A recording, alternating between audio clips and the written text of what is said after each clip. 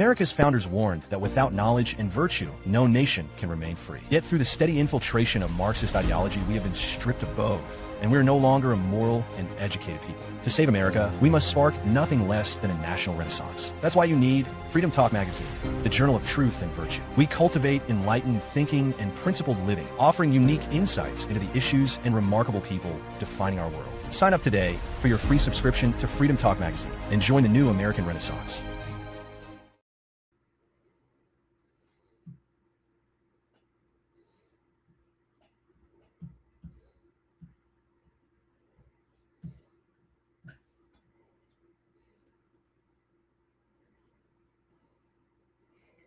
Hey everybody, welcome to Freedom Talk. It's a Sunday evening and I'm glad you're here. I'm just waiting for Jack to come in with us.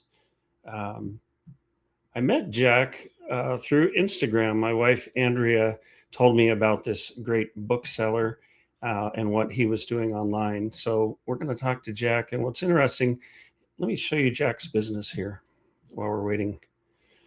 Jack has therightbooks.com. And it's a great website. Take a look at it. He's got a lot of the books that shaped the West, sort of classical books, everything from books you'd agree with to books that you might not, like the Communist Manifesto. There's all kinds of books there. We have a Freedom bundle here. We specifically chose a handful of books that we think you'll really enjoy. So take a look at that at therightbooks.com. And if you use the promo code FREEDOM10, let me just turn this banner off here so you can see that better. If you use the promo code FREEDOM10, you'll get 10% off. So please help us and support us by visiting Jack's site. And speak of Jack, here he is. Jack, hey. Welcome to Freedom Talk. Okay. Yeah, so you've been traveling a bit, and welcome back. Welcome back to the Western Hemisphere, I guess. Yeah, thank you for having me. Good to be back again. I'm not too echoey in here. No, sounds good. Sounds good. Jack, maybe you could start by telling a little bit about yourself for those who might not know you. And maybe I should do that after you're done because you probably have people from your audience watching as well. Let me just, how about I make a quick story post really quick, just that we are on air. Yeah, absolutely. Perfect. So Jack just got done traveling and he's joined us here. Do a little studio selfie here. Awesome. Okay, and I'll drop that link. Okay, so if you didn't know, I'm Kelly Walker. I'm 56 years old. I'm a father, a happy husband, and I founded Freedom Talk in right around 2021. And I'm happy to welcome Jack here. Jack, would you like to tell a little bit about yourself?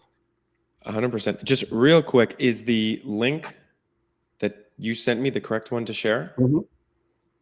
That one, the one that I just clicked on. I think so. Let me see. Sorry to jumble up the... Oh, I sent you the StreamYard link. Your followers can just go to Substack and look for @RealFreedomTalk. That should work. Let me check this link. Let me just... Yeah, that also that Substack link I sent you should work. Okay, sweet. It was, yeah, I can send that again if you'd like. That would be awesome if you could send it right now. Sorry for the... You bet. This is actually my first time streaming onto Substack, so I tested it today, and it's a good thing because I ran into a glitch, but it seems to be working real well now. Perfect. How many people? Can you see how many people we've got in here? I'd have to look at all the streams together. I see 1, 2, 3, 4. I see 8 on Instagram. I can't tell yet how many are on Substack, and I can't see how many are on X. Okay. And it's funny because I'll see the number on Instagram and then all kinds of people will tell me they saw it. So I'm not sure how accurate those numbers are. So if you're watching, please share this with your friends and family. We're also recording it. So we're going to play it again. We'll put it on Freedom Talk channel. Maybe Jack will put it wherever he puts Awesome. information with YouTube and such. Okay, we're up on my story. Sorry for that that delay there. No, fine. You've just been traveling, and I appreciate you taking the time today, Jack.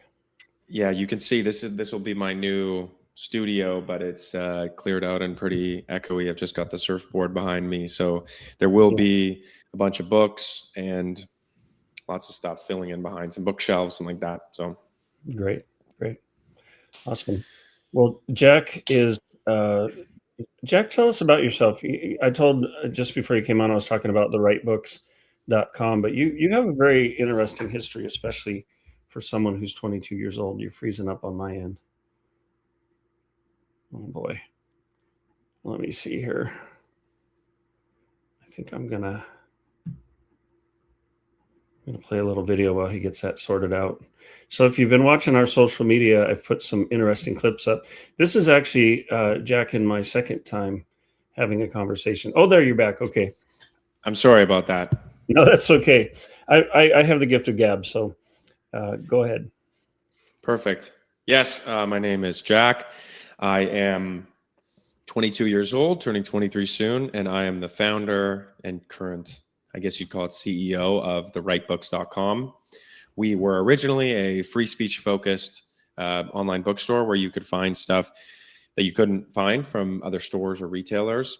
But now we're essentially a Western themed bookstore. So everything within the Western canon, from the American Renaissance, American founding, conservatism, European history, the European Renaissance, to lots of different stuff from all different kinds of movements. And my YouTube is True Jack of All Trades, as well as my Instagram, where I make philosophy book breakdowns and lots of different stuff like that, covering all the stuff that the young guys are needing to learn more about and that the old guys maybe don't know that the young guys are getting interested in. So that's what we're going to talk about today. Awesome. Yeah, and I'm so pleased to see your interests and your knowledge of philosophy and history, theology, all of these things that, learning these, we used to call somebody like this a Renaissance man or a polymath. And it's just really good to see this in your generation. And I told you previously, I have 5 kids. 3 of them are under 14 and 2 are 22 and 25. And those older boys, I've taught them history. I've done a lot of teaching them ahead of time. But you also told us that your father taught you quite a bit. Maybe tell us a little bit about that. Yeah. I would say to start with myself, I was really steeped in philosophy and European history and a lot of the entrepreneurial or Renaissance kind of direction of European history. Since I was a young age, and there was always stimulated political debates at the dinner table, and not necessarily about current politics, but about things we were learning. And we would have to kind of grab an insight or a story or some kind of concept that we had learned or talked about that day, and we'd have to bring them to the dinner table and speak about them, and maybe in some cases debate about them. And yeah, above all, I would say they just instilled a very curious, open-minded, reaching kind of disposition in me from a very young age. Yeah. So you're in the latest Freedom Talk issue. You have an article there, which I think is great. It tells a little bit about your company and your journey with your dad teaching you. And so for me, I like to see young men and women in Gen Z really enriching their lives. I think it's basically a passing of the baton. And so I want to discuss why you think that these books, some people might say, well, these are classic books. How do they matter to me? Or how does having a book in your hand versus a tablet or a device matter? So what would you tell young people? I think people from my generation, we still like books. We grew up with that, reading and books were very, very important. But why do you think books are important still to this day? I think you could give 2 honest answers here, in that there is an aspect to acquiring information that isn't immediately actionable, as most stuff is in the modern age, that revolves around how you intake it. So a book is a slowed, immersive experience. When you sit down and you read Nietzsche, for example, a lot of young guys will say that it's too aphoristic and they can't really understand where it's going, that there's a story, but it's being told in these, aphorisms is just the best way to say it. Like his analogy of man being a rope stretched between an ape and the Ubermensch. That just sounds like a funny metaphor, but you have to dig deeper into what he's really saying to understand that that is essentially his thesis, his magnum opus of his whole philosophy, that man needs to become something higher. And so you only really get that with a book. You know, like we spoke about last time, I do work very intensely during the day in the business and in making content and writing and lots of other stuff where I do have to intake information very quickly and then execute on that information. But that's not, I think, the way that you should form ideas and expand your mind. So on that front, books are very important because they allow you to intake information in a different way. They allow you to have an experience and feel the ideas that are so important and pivotal to Western civilization. And then on the second front, books are purely just important because you can get information that maybe otherwise isn't accessible, or information that isn't directly opinionated, or it's apolitical, and you can draw from it your own conclusions. And then thirdly, it is a great exercise in the modern age to get away from screens and to get away from short form content and the algorithms and things of that nature. So for young people, I think you just need a balance. You should read somewhat and formulate ideas, but you shouldn't spend all your time reading, if that makes sense. Yeah.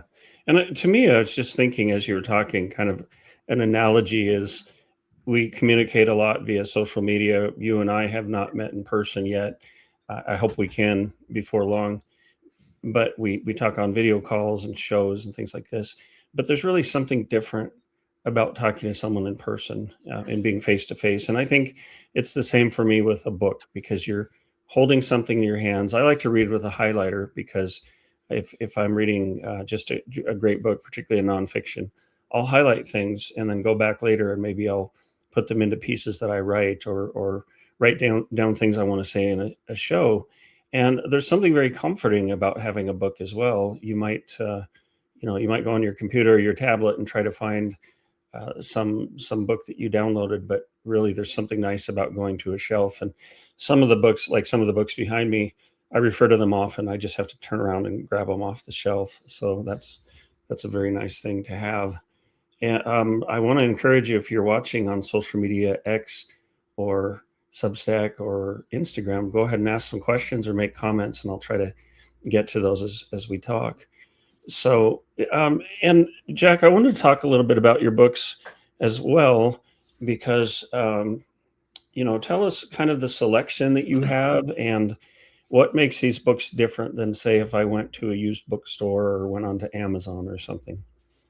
For sure. So we use the premier book distributor in the United States. And really, I think they're the largest in the world for a good proportion of our titles, probably about 60%. What most publishers or big retailers like Chapters or Indigo or Barnes & Noble or something, where they would buy them, but there's just a bunch of middlemen in between. So we're able to provide the service that we do because we are essentially the only middleman, because we're just the only one trying to do this. And then for some titles, we buy from independent publishers.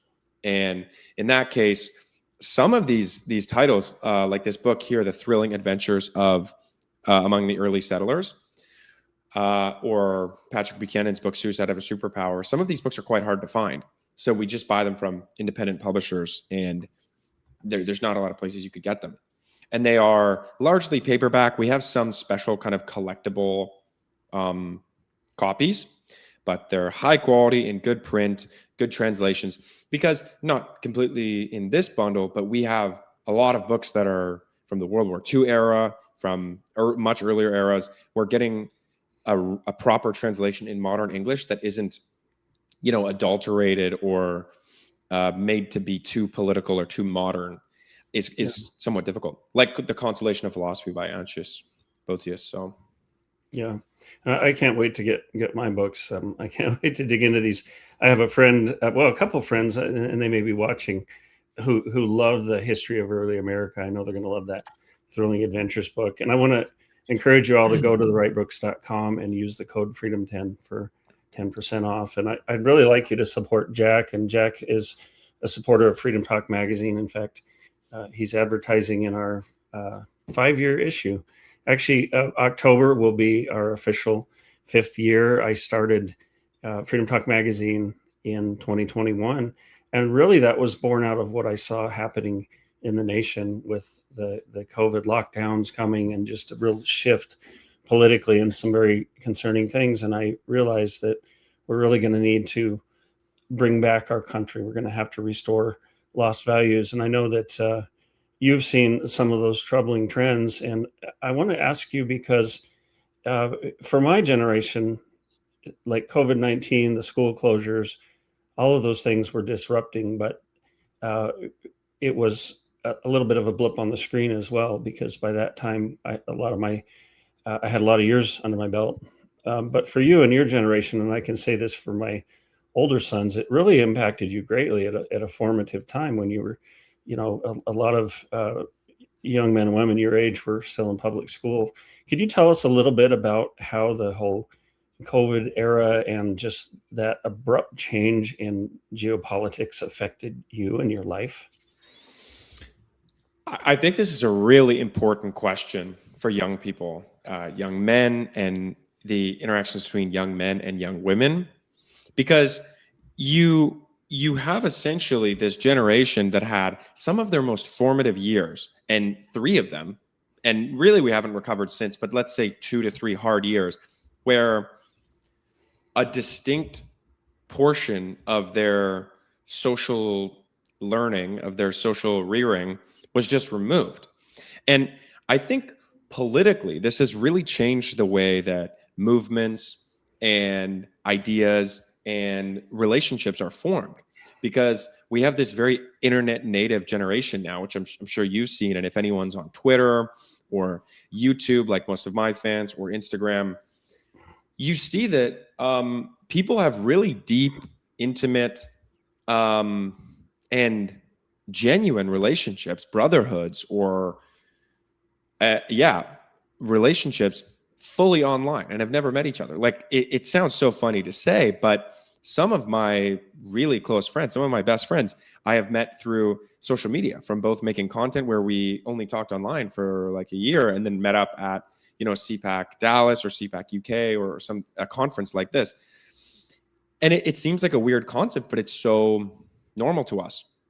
Now, on the flip side, if you are to spend if your only friendships are online and you're not having like a physical contact or sharing a meal, sharing a laugh, body language with people, you do get some peculiar traits from our generation, in that I think we communicate much more autistically. And I think that a lot of skills very native to maybe your generation, like Gen X, millennials, etc., they're not as present with young people. They're very learned. And in my personal experience, I would say that my sociability is very learned. I picked it up from, parents, older people, even movies. You just learn what the cool guy does. You learn what a normal guy does, what a good businessman does, from studying dynamics, which maybe I don't think people can tell. I don't think that it necessarily hinders you in the moment, but it does change people's confidence. So I think I had a good mix. But if you feel that you're constantly playing a character, you have to play a character, you're always going to be worried if you're coming across genuine or if your performance is landing, right? So that is a profound difference, I think, with Gen Z, with my generation. Yeah.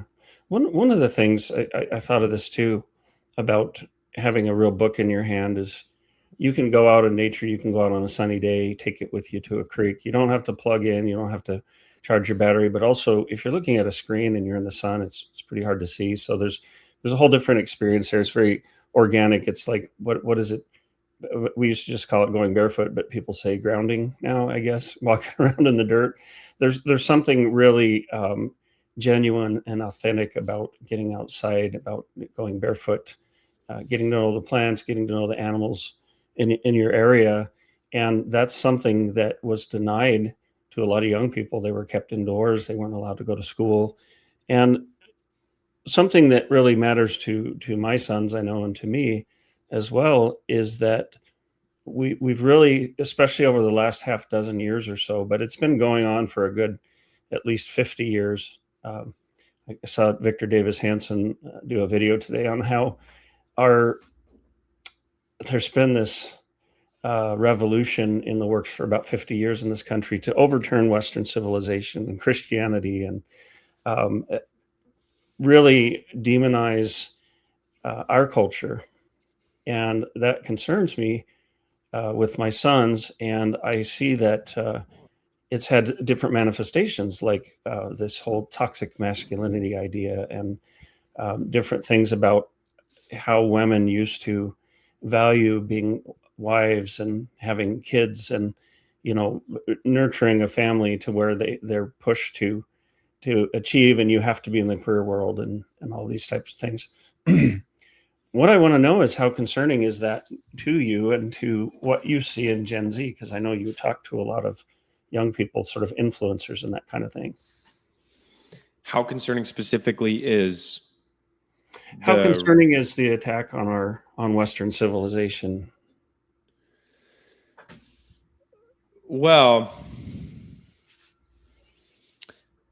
I'll give maybe two answers. The first part is, I would say, if I'm to address directly young men, I think it's the most important thing there ever could be. In some ways, it underwrites your whole life. It's the reason that you exist, and everything you enjoy is roughly fruited because of that, and because of your ancestors who came before you and fruited this for you as an inheritance, because you're their posterity. But that being said, I talk a lot on my channel about what the intellectual disposition towards this should be. Because on the surface, there is, of course, something to be said about winning hearts and minds and raising awareness about this issue. For example, I have this kind of theory that I should credit to Jonas Kilker and Jonathan Pageau about the Odyssey. Have you seen the new Odyssey movie? No, I haven't, not yet. So I'll say to the whole audience, I think you should go and watch it and genuinely try to enjoy it, and really, really think about what's going on there. And so I might give some spoilers, but I'll try not to. Many people think, including myself and Jonas and Jonathan Pageau, that this movie is a metaphor for the decline of Western civilization.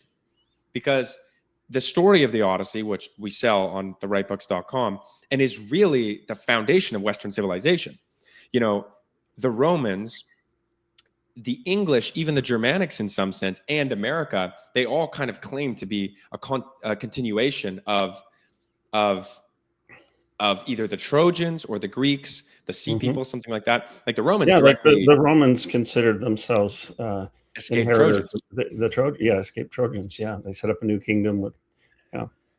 And so on the surface, you might look at this movie and say, this is the embodiment of the collapse of Western civilization, of Western values. Because when you watch it, you think these characters who don't have a lot of screen time, who aren't necessarily super important, but their identity is so important to the story, to Homer's Iliad, like Helen of Troy, who is race swapped to be black. She's played by Lupita Nyong'o or something. Yeah. That makes no sense. And she has barely any lines. There's no reason other than for a purposeful either courting to wokeness, if you want to call it that, or some other purpose. And I think there is a different purpose here. Or in the very beginning of the movie, people think it's Achilles, but it's actually this character named Sino, I think, is played by Elliot Page, this transgender person. And so the whole theory is that if you're going in there and looking for a 100% accurate rendition of Homer's Iliad, it's not that. It's not very accurate. Many parts of the story are changed or different or removed, but the story at the very end is largely about the return of a strong father. He knows that he has past sins and he's committed, you might call them atrocities, but they're in a war, but things he's having to reconcile for that he might view as bad. And yet, he gets over this. He returns home and he comes back to see his home in shambles. His wife there's many suitors trying to court his wife, and he has to save his son and whatnot. And he still kills all the suitors and takes back his house and plays the role of a strong father, reclaiming the patriarchal role. And then I can't spoil too much that's not directly in the book, but many people think, including myself, that this is an analogy for Western civilization. And all of these little notes about wokeness and race swapping that don't make sense, they don't add to the story. There's no reason why you do them, but you notice them. It is all an analogy to raise awareness about the collapse of Western civilization. To say to people, if you have a problem with Helen of Troy being black, because she was not black and she was supposed to be one of the most beautiful women in the realm and was a Mycenae Greek, you are essentially saying that the Odyssey can't happen with this multi-ethnic, multicultural, new world order. The West has to recognize what it is, where it comes from, and where it's going.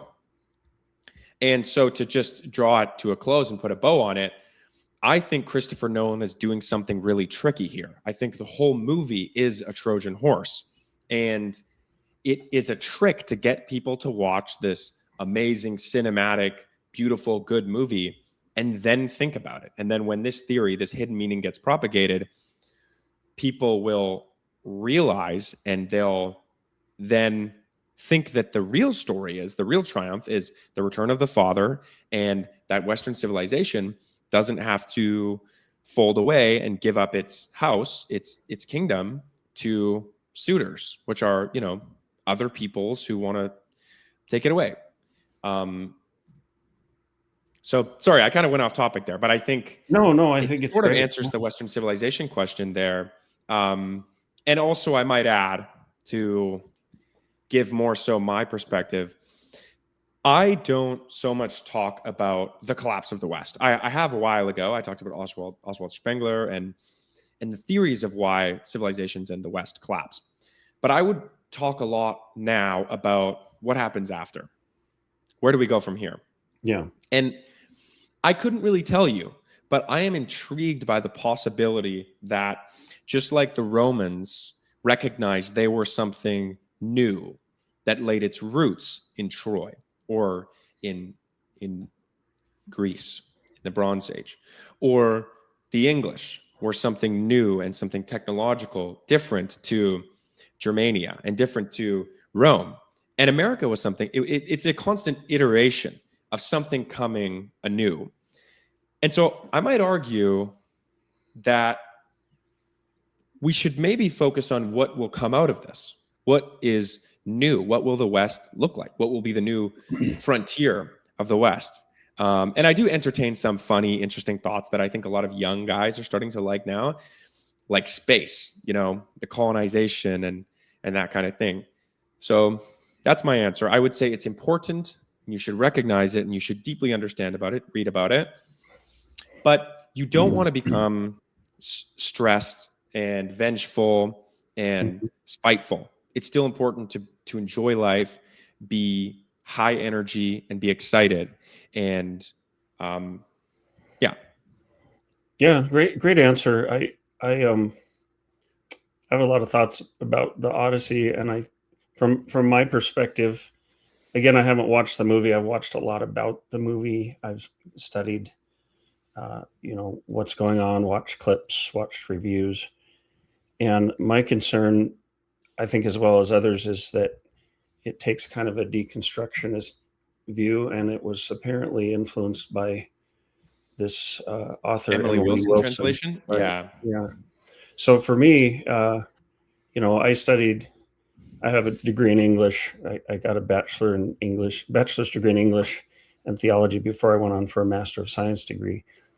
But my concern is that I'm really interested in your perception of the movie. We're at this crossroads where, yes, Western civilization is in decline. We all want to stop that. We all recognize that it's beautiful and there's so much art, poetry, literature, different things that go into our culture, and we're watching it. Like, Jack, I remember watching on television during these lockdowns as people were tearing down statues of, different Thomas Jefferson and defacing a George Washington statue. And I was so viscerally angry. You can ask my wife. I took a coffee cup out in the yard and threw it against a boulder so hard we laugh and we say it vaporized. I was so frustrated because I felt like this is something that's mine. And I consider myself a pretty cosmopolitan person. I've lived in other countries. I've taught. I'm bilingual. I speak Spanish. So for me, it's not like rah rah USA over everything else. I love culture. I love language. I love literature. But I have this sense of my history and my background, which I value, being attacked. So I look at this movie from that viewpoint of they're trying to deconstruct my culture. And at the same time, we're watching, and we live in Tennessee now, but we lived in Tucson. So we're right on the border, a border town, you might say, real close to it. And we've had illegals pouring in, and I have deep contacts within Border Patrol where I passed some of this information, even videos taken from Border Patrol agents, and that I would pass on to the media. So we've had this real sense that our very culture and way of life is being deconstructed. And I think there are a couple ways you can respond to that, particularly if you're Gen X like I am. One is you can look back and say, I want things to be the way they used to be. And it's interesting because I love the TV show Andy Griffith. I love it. And it was a little before my time. I mean, that show was playing before I was born. But it harkens back to just this small town America where people had values and morals and everybody knew everybody. And I had this immense sense of loss during those lockdowns because I saw literally Marxists tearing things down. I know exactly what happens there. I've studied history.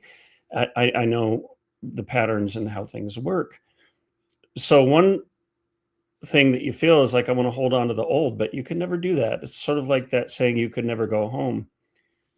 And so another way that we have to look at it is, how do we hold on to true values? How do we hold on to, Freedom Talk is the journal of truth and virtue.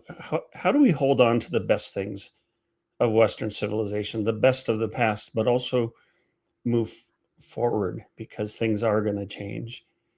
And I look at my kids, I look at somebody like you, I look at young people, and I think, I hope that they will value what's gone before as I do. Despite popular opinion, I was not alive during the Roman Empire. But, I think these lessons from history are immensely valuable. And I have this concern, and this is one of the reasons why I produced this issue of Freedom Talk magazine, Hope for Young Men, because I see a lot of men struggling and they're attracted to Marxism or fascism or other ideas, Islam. And I like to say there's a balanced way. There's a kind of a middle way that is the American way, where we don't go into either ditch or either side. And we say, look, we value individual freedom. We value free speech, freedom of religion.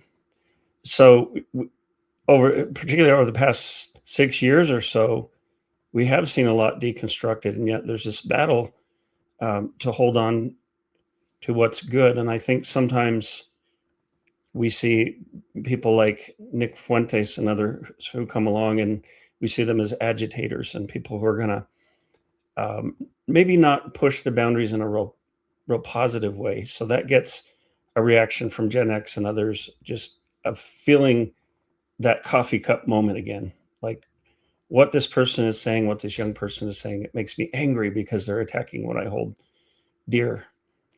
But what I'd like to see, Jack, is that my generation and your generation could work together and have a better understanding. Yeah, I mean, something, I don't know if you caught this, but something that just happened that I think is very, very interesting is this YouTube channel called Channel 5 News, which makes sort of these alternative YouTube armchair documentaries. And they've made some about politics, and the founders, I think you could reliably say they're more left-wing, or at least they have a lot more sympathy for left-wing causes. They're definitely not a conservative outlet.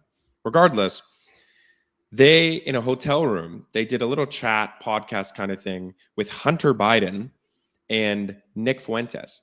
And so of all people, you have these two guys who are estranged on both sides. Most of the right wing thinks that Hunter Biden is the Biden, left-wing boogeyman, right? I'm sure you know about those theories. I don't know if I would call them theories. I don't know enough about them, but lots of stuff there. And then on the left, everyone thinks that Nick Fuentes is like secretly running the Republican Party, right? That he's super powerful and influential. And so that's a really, really interesting example of exactly what we're talking about.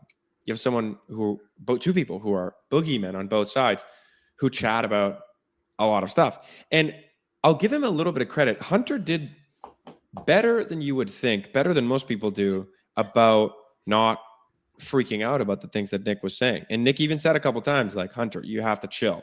I'm not going to apologize to you or do whatever and feel bad. And Hunter kind of backed off. So it's interesting in that sense. Now, we should preface by saying Hunter Biden is by no means a commentator or an intellectual or could be said to reliably know anything about politics, where on the contrary, like we talked about last time, Nick is bordering on like a political analyst. He's very well versed in these topics and stuff. So it is an interesting example. And it's conversations like this. And like you said, it's conversations where one person's not necessarily having to cater to the other, or especially the other's feelings. So we do need more of that. Yeah, and that makes me think a lot, because something that I see these days that I don't like is that, and I think maybe social media is a part of this because it's so easy to unfriend someone or unfollow. It's like we throw people away. So we'd look at somebody like Hunter Biden and say, "Oh no, he's a pervert. He's a terrible person," right? Or Nick Fuentes, we might think a certain thing about him. And maybe some of those things are true. Like, the Hunter Biden laptop doesn't look real good. I wouldn't want him around my daughter, I'd say that. But we sort of, we are guilty of the genetic fallacy. And that is basically saying, because it's this person who said it, it must be wrong. And so we'll demonize people. Tucker Carlson, for example. I don't agree with a lot of things that he said in recent days. I don't agree with some of his decisions, but I can also listen to him and say, okay, what do I agree on? What ideas can I interact with? And so I feel this sense of loss that we're not dialoguing, we're not learning from other people. And I brought up last time we talked, Jack, Cambridge mathematician and apologist John Lennox, very famous older gentleman. He said that his dad gave him the Communist Manifesto and Mein Kampf to read. And I think that's what's interesting about your bookstore, is that you bring all those books forward and you're not afraid to say, we need to interact with these ideas. And I also brought up the point that this older lady, Krista Reynolds, who used to come to our coffee shop we had in Tucson, she had written memoirs about being a child in Nazi Germany. And she brought up the point that at first everybody loved Hitler. They thought he was going to restore the country, restore the economy, and everything else. And so, but then that took a darker turn. But I think something that's happening with younger people now is they're looking at all these historical figures and saying, well, I'm told this is taboo, this is off limits. And in a way, for a young person, that's kind of an invitation to get curious about something. And they're told, well, Hitler was evil. As a side note, hardly anybody talks about Stalin. Stalin killed multiple times more people Mao than Hitler did. And let me give you an example. Like my son, Kyle, who's 25 now, he was in a public school and he was drawing a World War II battle scene because he was interested in history, and he drew these tanks with swastikas on them. And this was in Oregon, so the teacher was very, very left wing. But she got him in trouble and called him to the office for drawing swastikas. It had nothing to, he wasn't promoting fascism. He was just drawing something from history. So as a parent, I have to say, do I want to say that's taboo? You can't look into any of those things. No, I want to be like John Lennox's parents and say, I want to give them guidance, teach them right from wrong, teach them morals, values, ethics. It's wrong to murder someone, for example. It's wrong to sleep with someone's wife. And yet I want them exposed to those ideas. And my wife, Andrew, and I were just talking the other day. She said, I know people who are maybe homeschooling their kids and they want to shield them from everything. And they say they can't see bad or evil or destruction until they're so many years old. Well, I don't want my younger kids to see violent movies, but I talk to them about reality. I talk to them, not just say something's bad, but say why it is, why this is bad. So as hard as it is, I think it's good for young people to look at the good, bad, and the ugly. And I like to think, Jack, if we brought them up right, train up a child in the way they should go, they're going to be able to engage with those ideas and come out okay. Yeah, if I can speak to specifically us carrying it and why we do, it's not the kind of alluring banned book angle that you see even Chapters and Barnes and Noble and stuff doing, where they have this little table, and most of those books aren't even banned. But I genuinely think my bet is that if you put supposedly crazy books, like you put Mein Kampf in the hands of young guys, I think, and if you read it, you would understand this. I don't think that young men will read this and they will come out the other side as skinhead or something. Yeah. Yeah. It's the problem. And I think what actually creates radicalized young men is that it exists in this vacuum. Like they create an allure for it. And if we're to go one step further, I would actually say, what is the impetus for a young man thinking about Mein Kampf or thinking about Hitler or Nick Fuentes or whatever? And to give him credit where it's due, Nick puts this much more aptly than probably many people on the internet right now, is that young men are not, for the most part, thinking deeply about political theory. They're not thinking about Weimar Germany, where you have a post-imperial Germany that's destroyed, and you have the Marxists, and you have the SPD, and you have the NSDAP. It's not a calculation like that for them. They're running a very simple schematic that is, well, I'm told that the society I live in is the opposite of this worst guy ever who has a lure, etc. And then when they don't like something about society, they go, okay, what's the furthest I can run away from this? What's the most opposite? Because I want that, because I don't like what's going on right now. And this is a very predictable symptom of political radicalization and of any modern society or any hugely changing society. It's kind of the same way that Marxists come about as well, is this class consciousness, this feeling of alienation that Marx speaks about, is basically the exact same thing, where they realize that maybe their working conditions are crappy or whatever. And so, to put, like I said at the beginning, you would not, if you wanted to truly educate about these subjects, about fascism, about National Socialism, you definitely would not do these scathing lectures that most uni professors do, who actually probably haven't even read the book. Because I think, like I had attended these lectures before, and I really felt like they lose a lot of credibility when they don't take their students seriously. They get up in front of the class and they scathe about, this is the worst book ever. Well, actually, they don't even make value judgments, but they'll usually say, he was super dumb, it's poorly written, it's whatever. But that is then creating so much ammo. It's creating so much buildup for then if someone has a tipping point where they go, oh, I actually want to read it. And it will just push them further. So I say, yeah, bring it out into the open. And it is also important to make a caveat and say that the reason I think it doesn't necessarily need to be removed or taken out of discourse, one, is because it's not illegal. And two, there's no current and immediate calls to violence, calls to action, or calls to harm to specific groups of people. But that does not change the fact that, of course, it's incredibly historically, and maybe you could say currently pertinent, that there is many things said and called to about certain groups of people, like Jewish people. So I think in that sense, we should just take young people serious, right? I don't think that even if you're to look at the most radical young men, most of them, because of this internet native generation, actually have kind of diverse friend groups. Like I myself have a lot of friends who are not white. I have a lot of Jewish friends, and we, maybe some of my fans might think that's funny, but to me, with young people, even if you're right wing, we almost have this funny, like how leftists would say you shouldn't see race. It's like you do and you don't, So yeah. I appreciate that. I think there are some similarities between Gen X and Gen Z.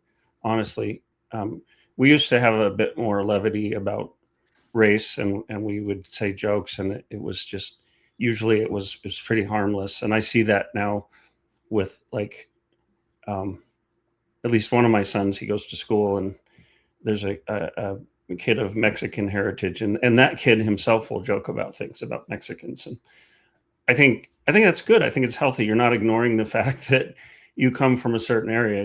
Like people talk about the Irish flu, like, you got drunk, you have a hangover, it's Irish flu.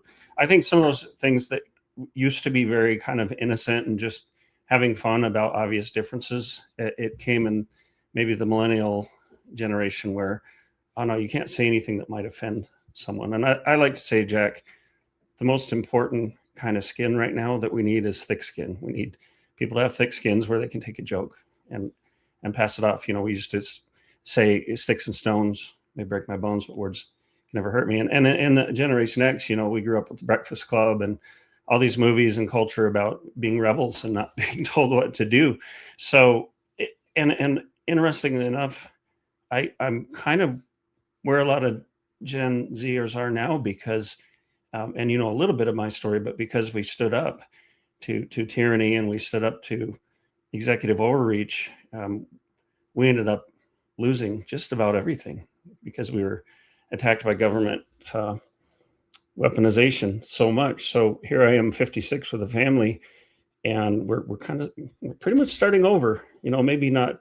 I don't have cardboard boxes for furniture like I did when I was a young man or something, but we're in that place of saying now, we had a house that's gone. How do we get into a house? So when I hear Gen Z young people say, man, I don't even know if I can afford a house. I'm like, I get you, brother. I'm right there with you, So there's a certain element of this to where I don't think somebody can necessarily be pigeonholed by what generation they're in. We're individuals. Like I look at you, Jack, and I'm impressed with your background and your knowledge. And I feel like, man, I need to catch up on some of these books so I can talk to Jack intelligently, and I like that. And that's what I want to see more of, is that we look at each other as people and not abstractions. I almost can't believe it when I say that I'm 56, because I've changed on the outside, but I'm still, kind of the same person. Well, like you said about speaking to people like their people. And before you mentioned, or you might have been trying to say, unless I got it wrong, is that when people meet on equal terms, like when they both have the same reading of something, a book, like let's say a crazy book, they're not having to then have a disagreement about what's in the book. I think a really great example of this is someone like Alex Karp, who I use to illustrate this point often, like I did last time, if the viewers haven't seen. But Alex Karp has a very funny interview where he's asked about the future of American politics And is he right wing? Is he not? Is he whatever? And he says something really funny that just sounds kind of autistic, where this woman asks him about the rise of fascism or Nazism in America, or whatever. And he's like, this is a joke. And he says, well, he goes, no, I've talked to Nazis. And they're like, what, where? And he goes, well, in Germany, I lived there for a while and I speak German. And he deeply knows German and Western history and German literature, especially because he can speak the language. And he's able to disarm what is quite a hostile topic. Now, it's fair to make the argument, I think, for some groups that maybe the hostility needs to be managed at points, which is okay. And some countries say that. But the reason I say it is because I think the hostility just compounds, especially with young men. If one side is going to say, oh my gosh, that's the worst thing, you can never read that or whatever, then the other side is just going to want to read it more. So it's kind of the same argument we were talking about before. But if both people roughly know the context and both people roughly know your intentions, then you can have a fair conversation. You can be buddies. Like I could discuss pretty much anything and everything with my Jewish friends, and we do. And it becomes a non-issue when you stop arguing, or when you stop trying to ascertain intentions and what you think someone else's understanding is of something, if that makes sense. But I think we could both say, being honest here, most people on the right and the left who are to reference something like Mein Kampf probably have not read it, because the things that are said about it are nuts, or the Communist Manifesto for that regard. So, it's almost like, let's just have everyone read it, right? And then we'll get over this. Yeah. And there's a reason why people have been attracted to those things. They touch on something that people want. And it's sort of like, I believe C.S. Lewis said, it's not so much, evil is not so much that you want the wrong things. You want good things. You want right things. You just go about getting them the wrong way in the wrong manner. Another similarity that I think I see to what you're saying right now is when I was younger, like in public school years, we were always told, hey, we have freedom of speech in this country, and that's a good thing, because you could have a neo-Nazi parade down Main Street. And yeah, you can disagree with that all you want. You can yell curses at them or whatever, but it allows them to express that and gets it out of their system so that the pressure doesn't build up. And I think there was some wisdom in that, because we would let people express themselves even if we strongly disagreed with them, and it kind of disarmed things. But when you're silencing people, when you're constantly, like this woman in Minnesota who used the N-word when a kid was stealing out of her purse or whatever, and then she gets arrested for that and charged and convicted. For me, that's kind of unthinkable, because she should be able to say what she wants, as long as it's not, yelling fire in a crowded theater or threatening someone. And I myself have been arrested for simply speaking twice. No violence, no threats, nothing. And that's of great concern to me. So if I went to my town and I saw a neo-Nazi or a communist Marxist parade in town, yeah, I wouldn't like it. But I also think it's important. So we had this No Kings. Well, and it's just also not that common. How many people is there that are really going to do that? No. It's an old, people freak out about this, but like if there was ever to be something of that nature in the future, it's going to have a very different form. And so this, in the way that even Nick himself, but lots of people would say, the left wing or maybe the center would say, and I agree with this, that no longer should the right wing be occupied with communism. It's not really a thing anymore, right? Like we talk about communist China. Oh, China is communist. Really? Like this is not a good reading of their current economic system or how they function. Well, and it's also Well, I was going to say, James Lindsay, who I've gotten to know a bit, and we text back and forth. He said that basically China is more like fascism now than communism. So we throw these labels around, and Yeah. Yeah, Go but ahead. removing the boogeyman aspects and going from the start would be helpful for everyone, because people won't look at politics as much of a war. But that is coming from someone who, like, I don't really believe that you should fight that war. And I would say that the thing I would be most convicted about, like you touched on, about free speech in America, is you've of course experienced it in your life, and I won't speak to it, but myself as well, and probably we might more in the future. God willing, we won't. But you really realize that America is the only place on earth where that truly exists. And I don't know about you, but I've been all over the world, and it's, and they're also not perfect. A lot of young guys would say there's not free speech about certain things, and there's not free access to platforms and that kind of thing, but it is the best you're going to get. It's the best legal chance you have. So that is one thing to definitely hold on to. Yeah. And I hope I'm hearing you correctly. And I think we color what we hear with our perceptions, but one of my older boys in particular would say, "Dad, you're so into politics that," and it came across as negative. And I tried to say, "No, I really don't like politics. It's just that politics has invaded our lives. Now we don't want our kids going to school anymore because they're going to try to, tell them if you feel like a tomboy, maybe you're actually a boy," and just different things like that. And for me, it is a war. And I've worked with the Epic Times. I've worked with groups that are Chinese dissident anti-communists. I'm very aware of things that are going on in the world. I understand why the open borders happened, because it's in this book, Unrestricted Warfare, by the PLA. And this is a very detailed plan for destroying the United States through a different kind of warfare, psychological, financially, everything else. So there is this war going on in the background, and it's not like what's going on in Iran right now. It's I think Epic Times calls it like the hidden war or the secret war. So there is this sense for me of, like my wife said this just last night. She said, "Kelly, thank you for protecting our family through all of this." So in this war, I've been arrested twice simply for speaking out. I mean, Tucson's a horrible, corrupt place. So if we had lived somewhere else, it probably wouldn't have happened. But it's affected us, and I've had to protect my children from certain things. And so I feel this sense of sometimes it's trauma for what we've experienced.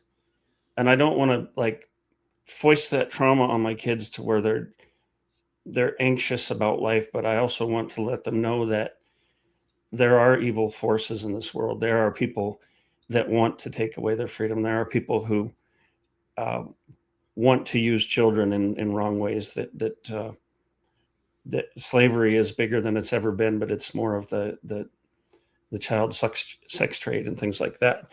But we're also faced with things, Jack, like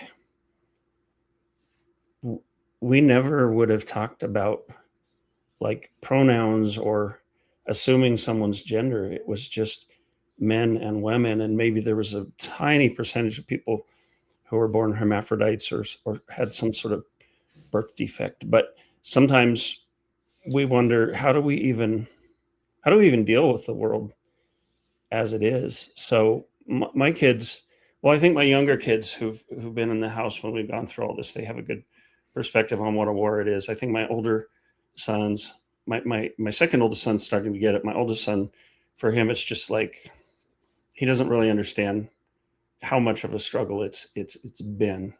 Does that make sense? Yeah, totally. I think the difference that I just have to a lot of guys in what I talk about is, and again, I'm not really in the game. Like if you watch my YouTube channel, I don't follow and comment on current politics. So, but it's a lot of political history, like stuff that was really relevant up to the 90s, and it's what underwrites everything. That being said, I then have this disposition or this advice that I give to young men is that you don't send unqualified people to war. You don't send people that are too young to war. You don't send women to war. And so this political battle that some speak of is, of course, real. But I maybe have a bit, I don't want to sound like a doomer, as young people would say, maybe a little bit disenfranchised, but I don't think that decisions are made or dissuaded with kind of like populist movements. Like in some ways they're essential to drum up, but my primary message for young guys would be that you need to acquire resource, acquire skills, acquire the proper disposition, probably in the opposite order to the way I stated it, but figure out what your disposition is. Do not tell anybody. And I would say, especially like for most people, don't share it on the internet. And I don't know. I think unless I was able to propel them to a really high level right away, I don't think I would have my kids be on the internet. And many people have talked about this, but there's an aspect to doing things that are jarring, doing things that are crazy or shocking, just saying crazy stuff to get virality, to get off the ground. And if, you know, platforms or the government or your audience is going to pigeonhole you to like the only way you can, oh, sorry, my camera turned off. Yeah, I lost your video. Very sorry about that. We can hear you, but no, it's okay. Yikes. There we go. Yeah, you're back. Okay, so I'll take this off the screen. Sorry about that. The stream just... I was trying to fill the screen a little bit since we lost your august presence there. Yeah, so let me just turn my camera off. I don't know. I'm so sorry. Yeah, no problem. These things happen when you're live. We just had you. I think you're still on audio, but definitely Gen Z lives in a whole different world than we live in, and we have to figure out how to guide our sons. There you are. We have to figure out how to guide our sons and daughters when we haven't lived through these things. You know, I wrote Guidebook for a Son. I wrote it originally for my two oldest sons, and then dedicated it to all my kids. But I started writing it back, you know, in the 20 teens, and I think I finished the first edition in 2017.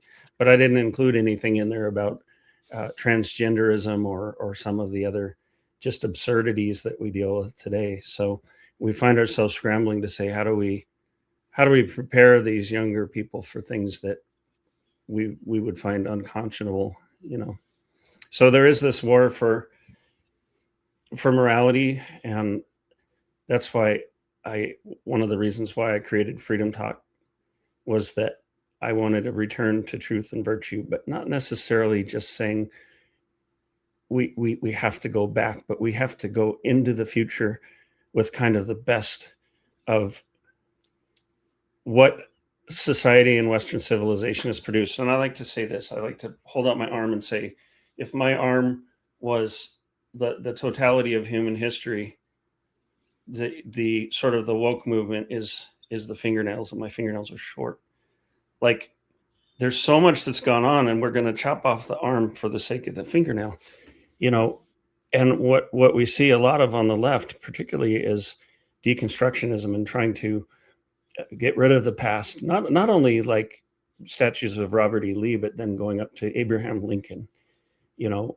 So I want to preserve Western civilizations, the best of culture, but also learn from what's happening now. And you're talking about some books and ideas that are fairly new, and I want to engage with that too. Yeah. Well, we spoke about last time archaeofuturism and how I kind of define the values that we should and need to keep as archaic values, which, like we talked about, the lineage of Western civilizations starting with really the Iliad. And there's actually an interesting argument that a lot of people, not even argument, but piece of more genetic history, like historiography almost, about the Indo-Europeans. And so really our nature, the cultural fruits, that sort of stuff has come from the Indo-European tribes and migrations like the Yamnaya. And that is a reason for our genetic differences, like being taller and different bone structure and cranial, whatever, that kind of stuff.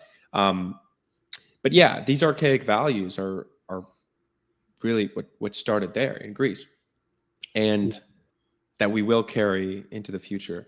And I think some people are trying that now. Sorry. In the midst of people trying so hard to get rid of Western culture, to denigrate it, and that's what we see sometimes with the Odyssey, is like they're not just trying to give an interpretation of the Odyssey, they're trying to project it in what they think it should be rather than what it is. So I have this sense of like they're obscuring what the author intended and what people for thousands of years have valued and passed on orally and then in writing. So I have this sense of loss of like, if younger generations see this movie and they think that's what the Odyssey is, they're missing out. And I wrote a review on it, and I know that sounds funny, writing a review on a movie you haven't seen yet, but I really interacted with the ideas and what I've seen and heard about the movie, the clips, and also the book that it was influenced by. And I just said, it's sort of like this movie that we really like, 10 Things I Hate About You, which was based on The Taming of the Shrew. Really clever movie. It wasn't trying to rewrite the movie or make it into something else or put a social message into it. It was an homage to the movie. It was honoring the movie. And so for me, the argument about the Odyssey, for example, isn't so much using colloquial English or even, Helen of Troy was black, which I think is absurd. It'd be like having someone in Wakanda that's white and you just pretend like they're African. But for me, the main concern is that I value what's been passed on, and I think it's a great treasure. And that's one of the things I really like about what you're doing. And I wanted to ask you, because I know I think you and I could talk for hours, but I'd like to ask you, again, guys, go to therightbooks.com, because what Jack's doing is great. I want you to support him, but also Jack is helping support Freedom Talk and what we do. And I hope you'll go there, look at the Freedom Bundle or the Freedom Talk Bundle, and you get 10% off with the code FREEDOM. But I want to ask you, Jack, what are some of the books every young person should read? I'll pop that question on you. I think first off, and people are probably sick of hearing this from me, but Nietzsche. I think you should read Nietzsche as soon as possible, and that's what I would want every young man to read as soon as they get the chance, because you can really drown in philosophy. I find it really hard to give people personal recommendations about philosophy that isn't political philosophy, because things like Oswald Spengler, like Decline of the West, or Prussianism and Socialism, or Julius Evola, like various right-wing, but not like American or liberal right-wing books, maybe things that are traditionalist or they're whatever. These are kind of fun to read. Like they are almost, I'm not gonna say they're fiction, but they're, if you get where I'm going there. However, they don't outline like a concrete philosophy. They're kind of aphorisms. And it's also fair to say that many of Nietzsche's works are aphorisms too. But to me, it represents a completely different, but so essential in our modern age, view of morality. You might even say it's amoral. He introduces all of these illiberal concepts in a very, very good way. But yet, he also praises liberalism in some ways. And the way I would describe it is like this. When I speak to young guys, there's kind of two archetypes of things that people think are going wrong right now. And it leads them to throw out a lot of, and to make judgments and throw out things about America's history, America's founding. So a few things. Liberalism, traditionally, the orientation of Europeans to reach upwards, to reach towards transcendence through God and make the world holy. This is a very, very good thing. And people don't consider a lot that a huge reason for the greatness and for the technological innovation of Europe and of America is liberalism, but not liberalism in the political term that we think, where you have this like political kind of Tory English system, but liberalism in the sense that you have guaranteed property rights, you have guaranteed rights to intellectual property, and the individual man turns his orientation away from what Nietzsche says as war and welfare. And so then you have young guys that have an attraction towards other European systems, like old world systems. Not even so much so Germany in World War II or Italy or whatever, although we have to be honest, young men they like those aesthetics sometimes. Like they represent power and whatever, and maybe transcendence in a different way, but it's like a personal, it's a vengefulness, right? So it serves to young men. But before that, if we take Imperial Germany and Otto von Bismarck, who I greatly admire, but Nietzsche was quite a harsh critic of.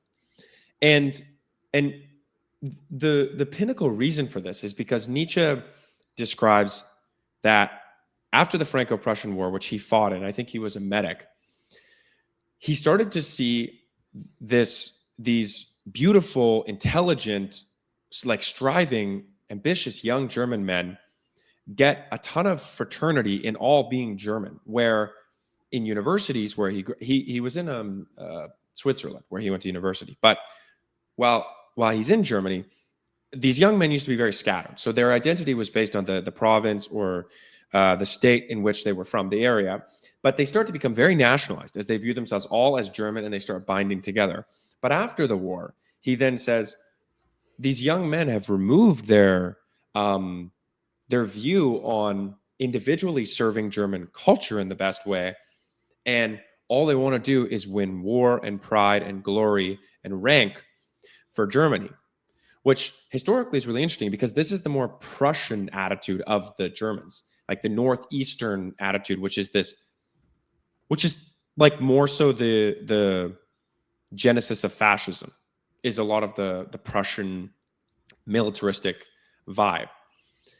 And then I find this personally really interesting, but the Austrian School of Economics and monarchism, which is essentially that the best way to instill a capitalist incentive in a population or in business owners, estate holders, whatever, is by actually having a king, because the king has the greatest incentive for the land to be valuable, for the nation to get continually valuable, because his kids will inherit it. And then it'll become this joust between the upper estates and the citizens and the king, where they all have a very strong incentive to keep everything good and to not throw away and loot the nation as quickly as possible. Versus with democracy, people in positions of power have the opposite incentive to take as much as they can because their position is finite, because they don't, rule forever. So there's no aspect of inheritance or whatever. It's kind of just like loot as quickly as you can and go.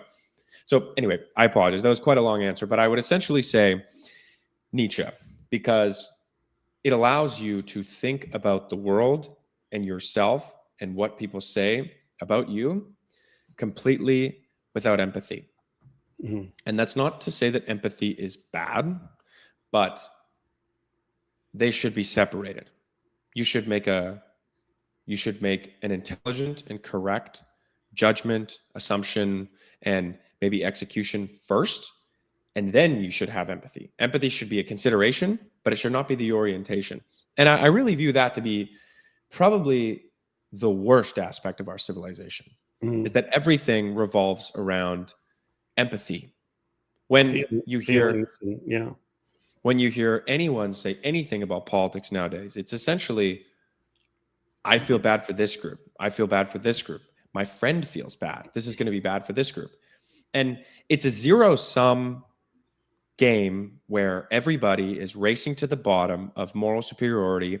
And I think Nietzsche is just the one that breaks that moral superiority does not exist. And he says a lot of things that just, they sound so ridiculous, but then when you really think about them and why they're growing so much around young men, to give an example, is he says that morality has an aesthetic criteria. Meaning, and the example he gives is that you don't want to kill a butterfly. If you see a butterfly flying in the garden, it's a beautiful, great thing, but it's still a bug. When you see a worm or a fly or a wasp, you kill it immediately. And nobody feels bad that you kill a wasp. And we really see this in our world. This is the intersection of looks maxing, of hypergamy. I don't know if you know what that is, but like it's a critique of feminism and women's dating choices, that they date up and across the hierarchy. And so, yeah, like better looking people get better treatment. Rich people get better treatment. These are just the realities of the world. So anyways, this is a drawn out point, but people need to read that. Yeah, no, I mean, I so much want to engage in that. I wish we had more time. I think we need to have more conversations, and there's so many spinoffs to this, and we're definitely going to have to come to more of that. I think of some things that Bonhoeffer said, and some things about Sophie Scholl's story, and this like whole Dietrich integration Bonhoeffer? Of these ideas. Dietrich Bonhoeffer, yeah, one of them was. Wasn't he a priest or a pastor? Yeah, he was in World War II Germany. I want to say, what was it there in Germany? Not Presbyterian, but yes, he was a pastor, and he ended up losing his life, being executed because he actually participated in a plot to kill Adolf Hitler. But he wrote quite a bit, and his works are substantial. But I was looking for this quote, and I have it somewhere, but I found part of it in talking about the Germans who followed Adolf Hitler and his movement. They misunderstood the world. They did not reckon with the fact that their readiness to subordinate themselves, to commit themselves fully to their assigned task, could be misused for evil. When this happened, the practice of their professions itself became dubious, and the whole basis of German moral concepts was inevitably shaken. That's not exactly the quote that I was after, but the quote is something like, the Germans, and this reminds me a lot of what happened during COVID. The Germans sublimated their freedom and independence for the good of the whole, and they never really suspected or realized that could be used for evil, taken in a bad way, because they went into this believing that Deutschland über alles, it's good, like my friend Krista said, who passed away a few years back. We thought Hitler was good. We thought this was a good, positive thing. And I think one of the issues I have with Nietzsche is he did lament the so-called death of God, in the sense that he realized that we had a moral framework, and so instead of floating around in space, we have an anchor. We're tethered to something. But then he had this, at the same time he celebrated it, because then we can look to man, we can look to ourselves to come up with our own morality. And I think that ultimately fails. But again, these are things we could go off into. I would just cut you off, and I would say not really. So like I dealt with this pushback a lot because a lot of my followers are Christian, and I did make videos largely from a Christian perspective for a while. But this is and so many people have stated this, but this is a bit of a misconception about Nietzsche, is that he, kind of like myself, doesn't necessarily speak with a condemnation or an affirmation of Christ and Christ's suffering and death and resurrection and the whole Christian worldview. Right. I don't feel that it's my personal perspective, and I'm open to doing it other ways, but I don't necessarily feel like every single thing I speak about in terms of philosophy should be done through a Christian lens. I sort of believe that that we can just learn it separately. Do you know what I mean? Uh-huh. And so, but specifically to the point of Nietzsche saying God is dead, it's a point about nihilism, and he's meaning God in terms of the societal orientation towards God, like mass belief in God. Yeah. He's not talking about Christ not being real. Like he does have a book later on in his life where it's called The Antichrist, where he's not talking about the biblical Antichrist, but he's talking about like a human effigy maybe. And so Nietzsche wasn't really, I say he wasn't anti-Christian, but yeah, like the morality maybe is anti-Christian. But I'm also curious what you meant by when you said where you don't like Nietzsche, you said there was some connection to like Nazism or Germany or something? Because there isn't really with Nietzsche. No, I don't think I said that. And actually, I don't disagree with a lot of what you said. And I think he was addressing more the politics of Christianity and the power structures. I think to some degree he lamented the loss of that anchor and the confusion that would ensue. But I think there was so much going around this time, and I believe Nietzsche influenced Hitler, influenced Europe of the time, but I wouldn't say that, it was like that Nietzsche caused fascism or something of that nature. See, this is a really interesting point that I made 2 videos about before, and I really like it because it's a super interesting story. It's not necessarily true, but the reason that we think about it is because that in some ways the Nazis had this like striving Übermensch, wanting to create a better man kind of thing. But to the average German and amongst the beliefs of most of them, that actually wasn't their orientation. It was very populist. It was blood and soil, which was the opposite to Nietzsche's attitude. He didn't like petty nationalism. And so one might say that, well, the smartest of them or the most conniving, or like the man himself, he just played the role of being a petty nationalist. But putting that aside, Carl Jung has this essay called Woden. I'm sure you've heard about Hitler being possessed by the German god Woden. And he also outlines the archetypes from psychologically analyzing both Hitler and Mussolini at the same time. And he says that Hitler actually has a very Schopenhauerian orientation.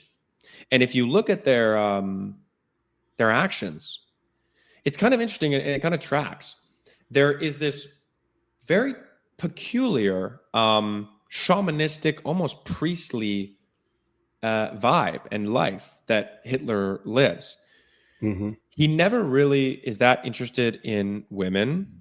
He loves to speak. He loves to give sermons. He tries to enchant people, and people are enchanted by him. And he's not so much interested by the strongman archetype. That's more people like Arno Breker or something who are doing all these statues and bringing back like the virility, you could say. But Mussolini is completely different. Mussolini wants his image to be the strongman. He takes his shirt off. He flexes. He is in the biggest car, the biggest. But many people have said that Hitler lived a lot like a Spartan. He didn't have a lot of material pleasures and whatever you want to say about his life. The thesis there, and with Schopenhauer, is that their conclusions are very different. Schopenhauer has this conclusion that the world is samsara, is like a spinning meat grinder of life, and it cannot be escaped except through ascetic withdrawal. So kind of removing yourself and reaching nirvana, like Buddhists say. Mm-hmm. And so if we're to think about what someone would do if they think that the world is disgusting and lowly and wrong, like if the nature of the world is wrong, and then you put them in an exceptional position of power, what would they do?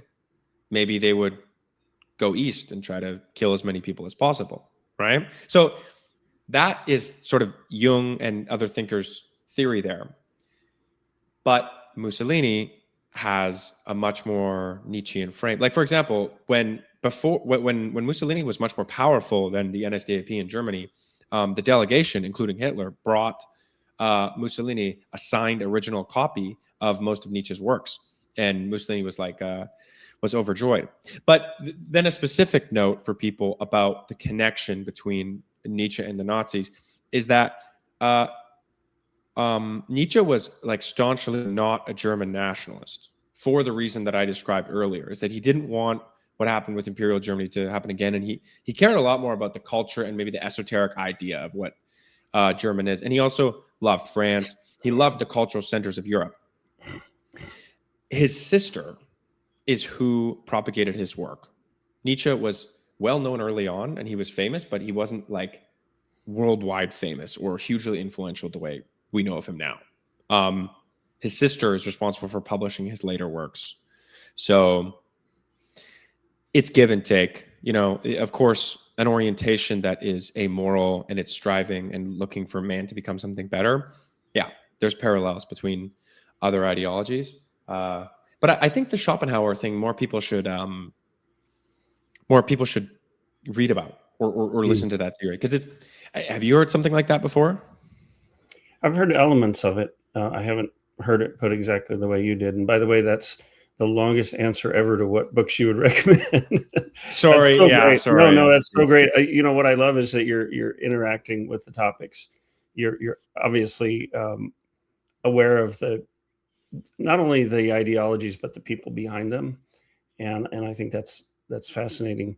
And any one of those things we could sit down and just discuss that topic. I want to ask a few topics where I feel like I could just give lectures on. Oh yeah, it's hard for me to believe you're only 22 years old. Like you're at a level of past some professors, But I used to stream kind of like this in this room, and I would basically give lectures. Like I gave a lecture on Oswald Spengler and Prussianism and socialism, and the liberal attitude versus the Prussian or maybe German attitude, and why liberalism is not really working in Germany right now. But yeah. What are some of the other books that you sell that you would recommend?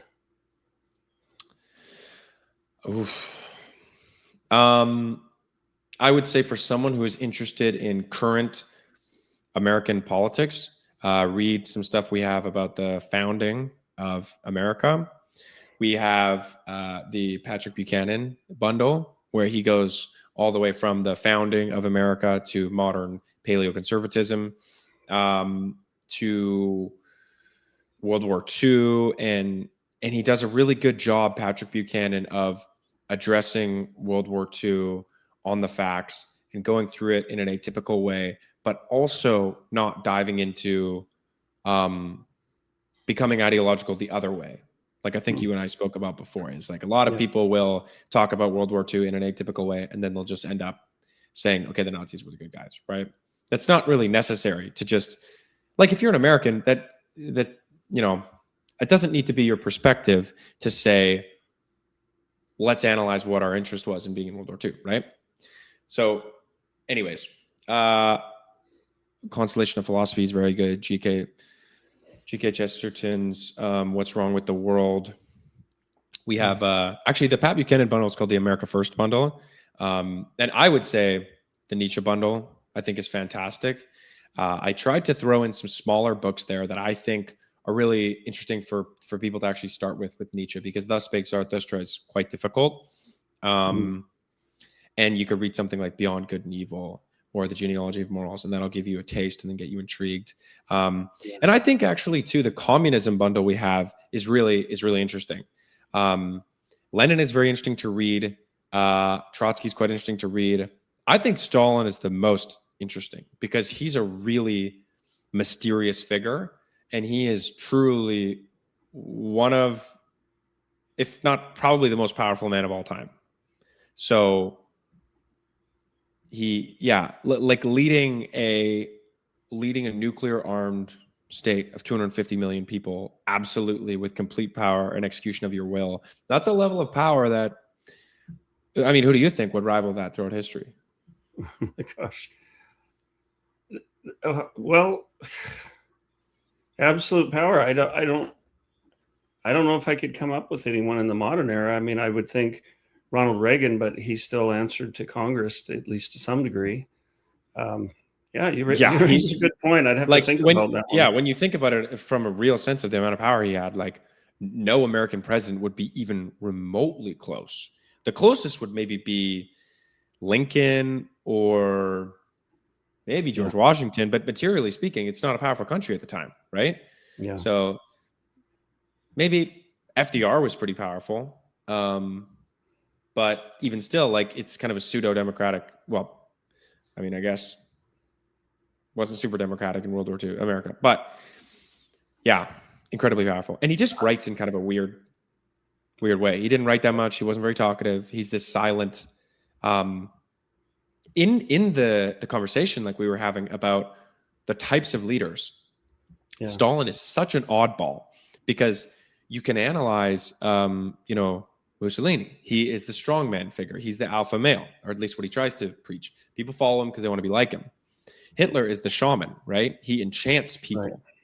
And then you have like the common man type of leader, who is maybe something like maybe Churchill or FDR, or Americans tend to more so, like liberals tend to more so have this perspective where they're like, we're all in this together, we're whatever. And Stalin is nothing. Like, Stalin was not a very good speaker. He was remarkably small too. I didn't realize that he was not a large man. I didn't realize that until not too long ago. He's not very attractive.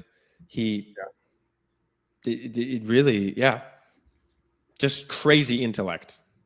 Admitting that he's like probably, again, he's up there, like what, top 5, top 10 most evil people of all time. But like we were saying before, I find it so interesting to have this conversation where we can just like drop our presuppositions at the door. And you obviously know me saying Stalin is brutally intelligent. It's not me endorsing Stalin or saying he's a good guy or whatever. And then we can really get into interesting discussions about their psychology.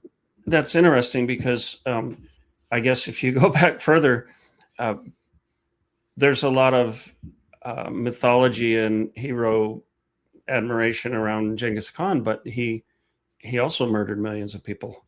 And he started from having his father murdered and being left behind by the tribe, and came back from the dead, almost, being left for dead, and killed so many people. But to say, Genghis Khan was a military and political genius isn't to say that you sanction the killing or anything like that. He was also a very brutal and bloody man, but that's the way life was then. They didn't even think about it. To kill your enemy or to kill a horse, it was no difference. They might value the horse more, Yeah, I think too that most of the figures from World War II will become like, they'll become like other historical figures. Like Julius Caesar is supposed to have killed 2 million Gallic people, the Gauls, right? So you don't hear, modern day French Celts or Irish Celts getting mad that Italians genocided them. So, well, I still do, because I read that Roman history and the conquest of Gaul and everything, and I hate that. But I still, Julius we got Caesar, him though, bro. A fascinating figure. People that looked like me, Arminius, we got him. Yeah, we did. But I want reparations because Rome, But one thing I'm just kidding. But one thing I really like about your bundles is it's kind of a similar concept to what we're doing with Freedom Talk, because we theme each issue on a particular topic. So it's not like, just this month we're going to talk about the recent news. We don't engage at that level. We want to talk about topics. So we have a couple here that treat on different aspects of communism. So you'll go in, you'll see articles, links to videos, everything about that topic. So you can go to realfreedomtalk.com and look at it at any time. And I like your bundles because if you're interested in a particular area like communism, you can go purchase the communism bundle, and you've kind of hand selected some of the best sources for people. So, rather than going on to Amazon or something like that, go to therightbooks.com. And I understand this. I don't want to get crossways with you, but even say, like, if somebody got the Freedom Talk bundle and they said, well, I already read the G.K. Chesterton book, they could possibly reach out to you and say, can I sub something for that to some extent? Is that true?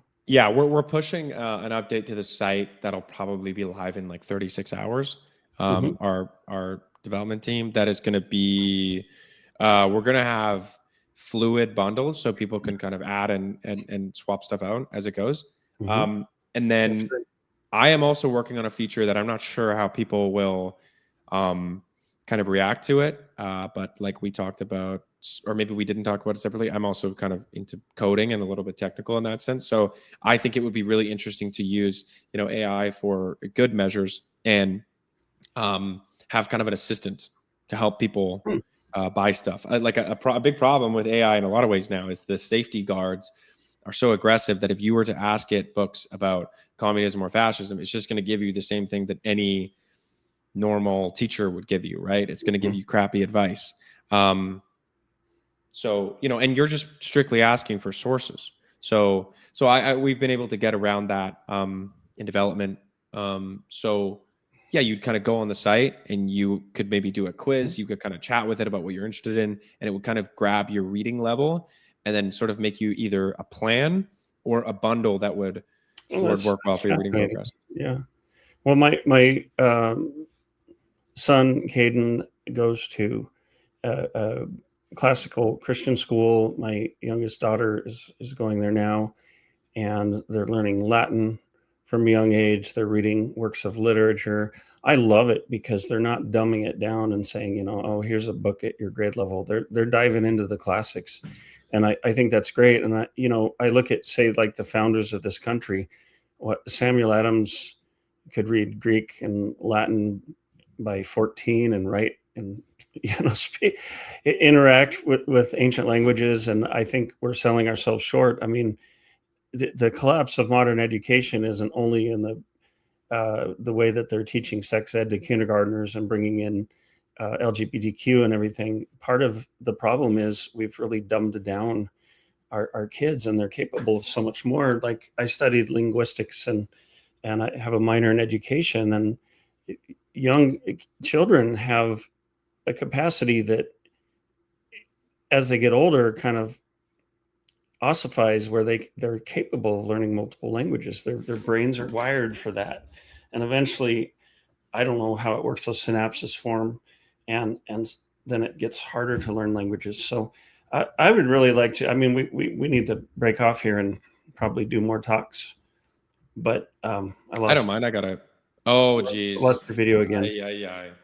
But while you're getting back, I'll just say this. I definitely want to interact with you more and bring some of these things and these concepts into Freedom Talk. And I very much have a heart for helping young people, advising young people, bringing good resources to them. So we're in this period of flux where we've got some ideas that have been around for a long time interfacing with a new scenario, a new generation. And I think it's so important, Jack, that in this time, it's a turbulent time, that we provide some guidance. But for me, talking to you, it's really important, because my eyes could roll back up in my head and I could give my speeches and get on my soapbox and talk about everything I know. But I also need to be aware of what young people my children's age are thinking, or young men and women that are coming up in the world, because I don't want to just be preaching. I want to be interacting, and I want to have the humility to say, hey, I didn't know that. I didn't understand that you look at the world this way. Let's discuss that.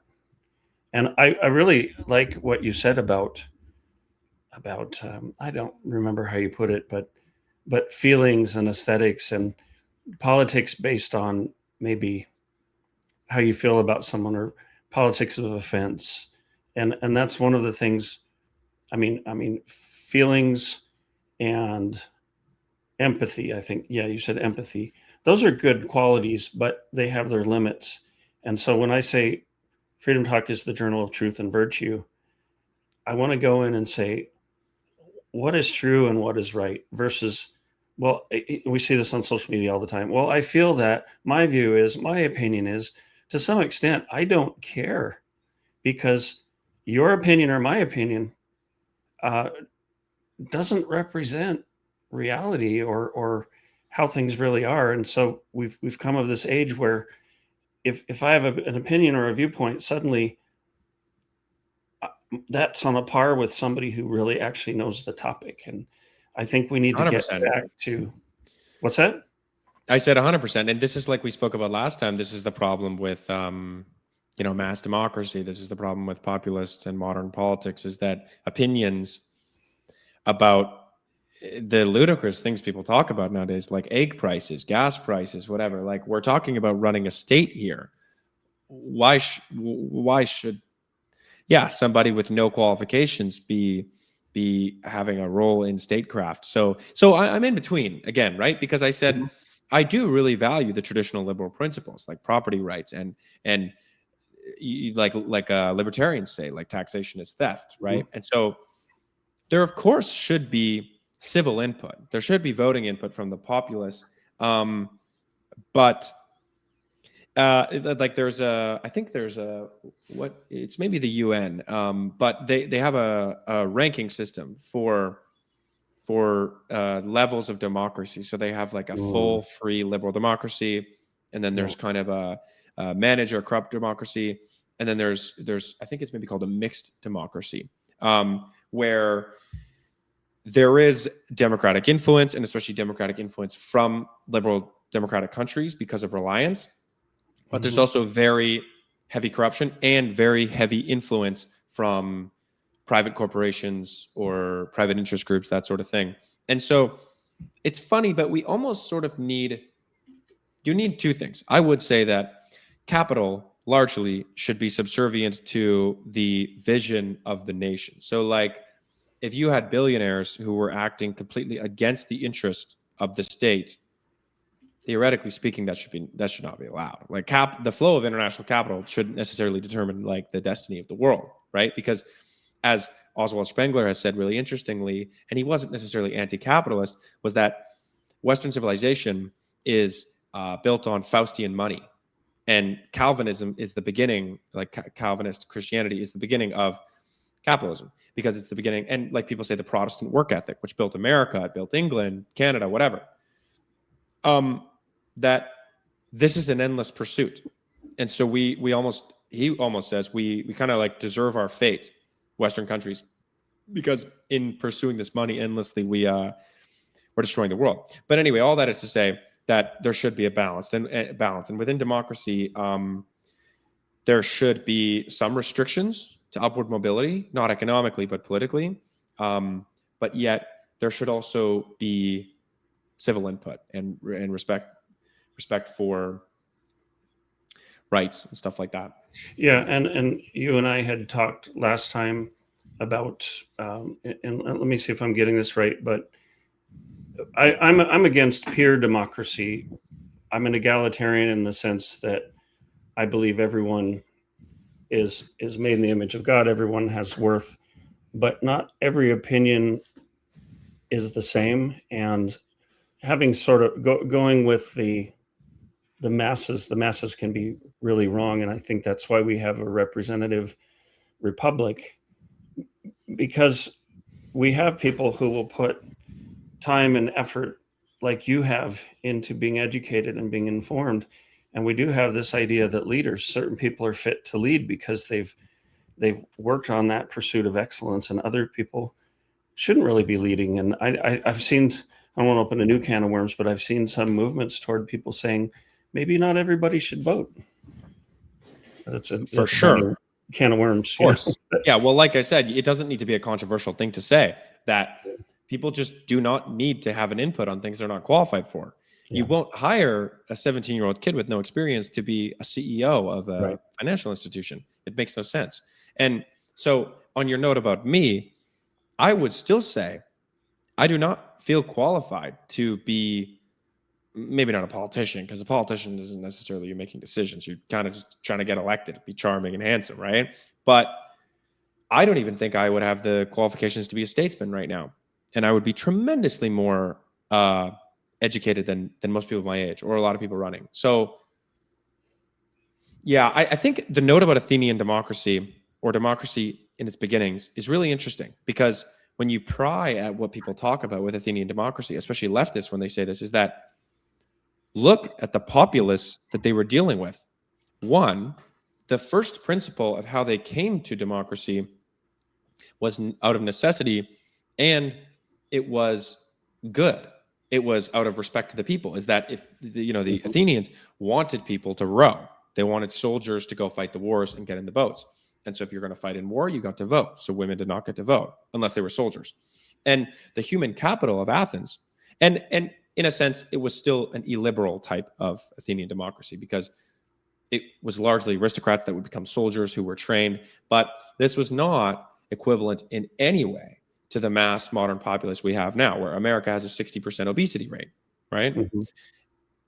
and the average reading score of the country is like a 6th grade reading level. Yeah. So I'm with you there. I think we're both a little bit Yeah. illiberal in.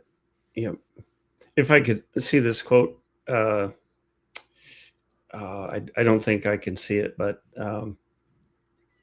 there's this idea that even in ancient Greece and then in Rome as well, these demagogues would use pure democracy to stir up the mobs.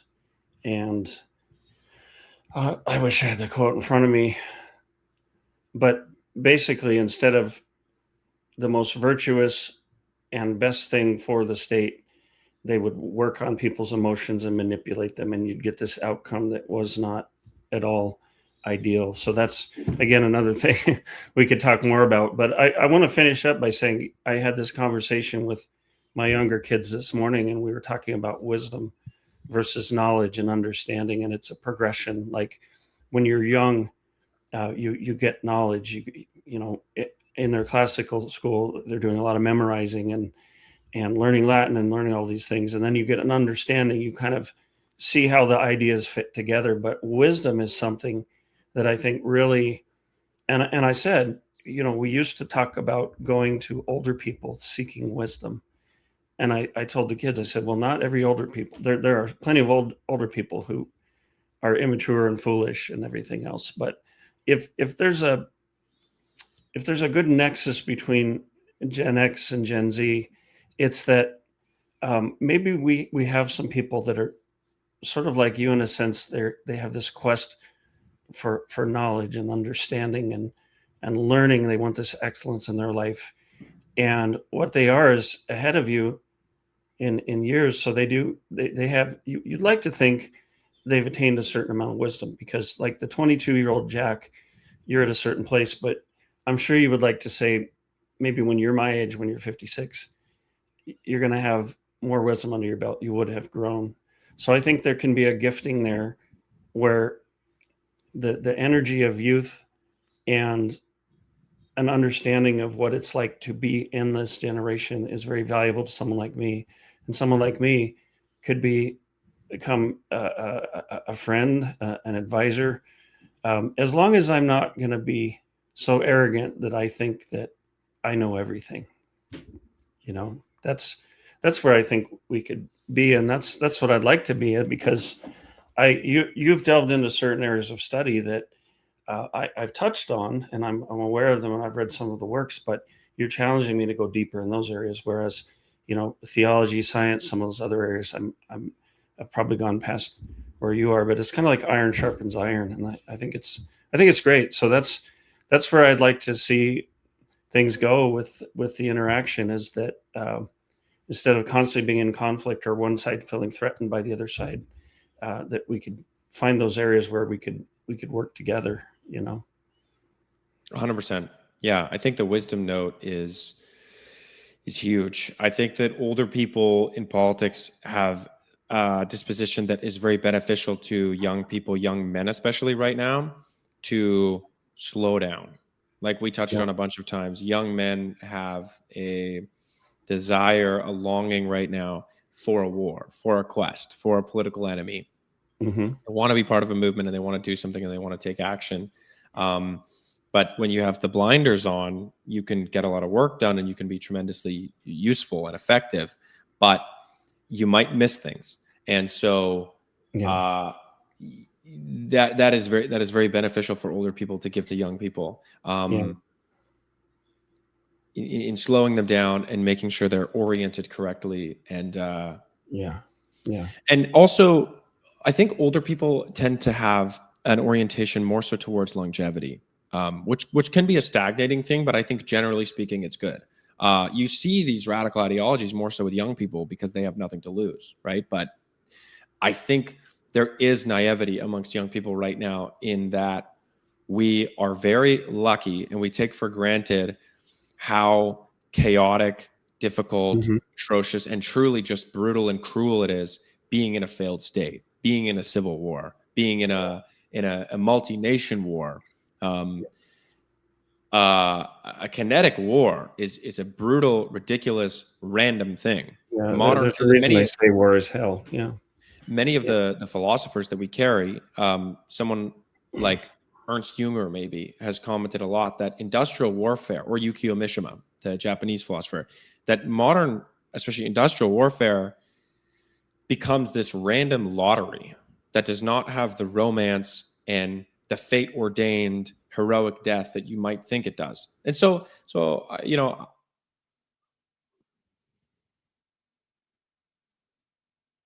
am I still going? Hello? Sorry, everything just went on the fritz all of a sudden. Oh, sorry. Yeah, this has just been a technical nightmare. I'll have to get my guys on it next time. So I think I'll be set up on my system. Yeah, but yeah, and I'd like to relate one brief story with how wisdom can be very helpful. I was at Home Depot in Tucson with my oldest son, and it was when all the COVID stuff was going on and people were masking. I chose not to mask ever. I knew from my science background that it would do more harm than good. Skipping some of the details, this young man, probably in his 20s, my older son was probably like late teens at that time. He said something, and it was innocent enough. I don't even know why the kid was offended, but he got offended. He started getting up in my son's face, and my son was at this point, probably about 6 feet tall. And I told him to back off, and he wouldn't. So I stood between him and my son, and I pushed him hard, and he went flying across the floor on his butt. And then he left. And later on, my son said, "Dad, why'd you do that? I could have kicked his butt, I could have thrashed him." And I said, "Yeah, you could have. I did that. I interceded because I'm raising a man, not a boy. And so for me, the easiest path would have been to beat the snot out of the kid. But instead, I de-escalated the situation. I took care of it. And yeah, my son, if he'd gotten in a fight, he probably would have whooped him. But, it's just this idea that, maybe somebody gets in your face, they're rude, they're pushing you. Your natural instinct is to take a swing at them. For me, I saw that's not going to do any good. So yeah, I got physical with the kid, but just enough to get him out of my son's face. And I think he's never forgotten that. You could have beat him up. Why did you step in? Because I'm raising a man, not a boy. And I've taught my sons, and now my daughter, I taught them that it takes a lot more strength to stop a fight than it does to beat the tar out of someone. And I think that's like people who actually know how to fight, who are trained in martial arts. I brought my boys through boxing and wrestling and all these things. They don't need to prove anything. They're probably less likely to fight than someone who's insecure.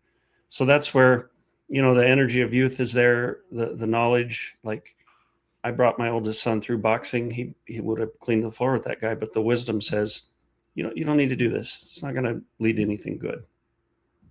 Yep. Well, Jack, thanks so much. We'll have to do this again. And gosh, so many more things we could talk about.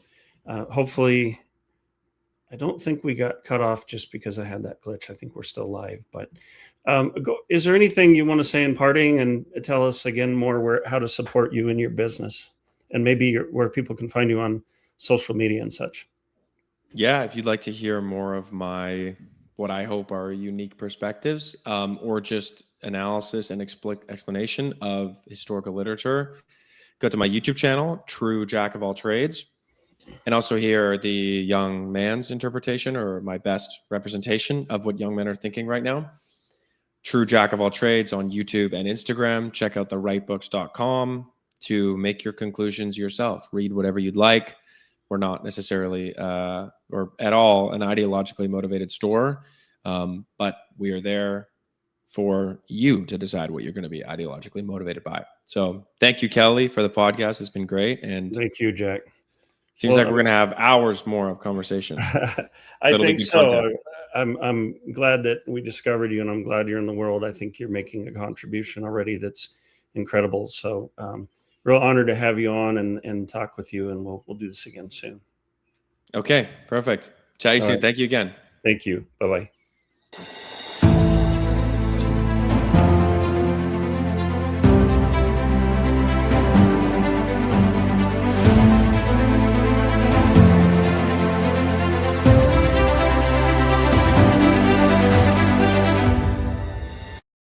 America's founders warned that without knowledge and virtue, no nation can remain free. Yet through the steady infiltration of Marxist ideology, we have been stripped of both, and we are no longer a moral and educated people. To save America, we must spark nothing less than a national renaissance. That's why you need Freedom Talk Magazine, the journal of truth and virtue. We cultivate enlightened thinking and principled living, offering unique insights into the issues and remarkable people defining our world. Sign up today for your free subscription to Freedom Talk Magazine and join the new American Renaissance.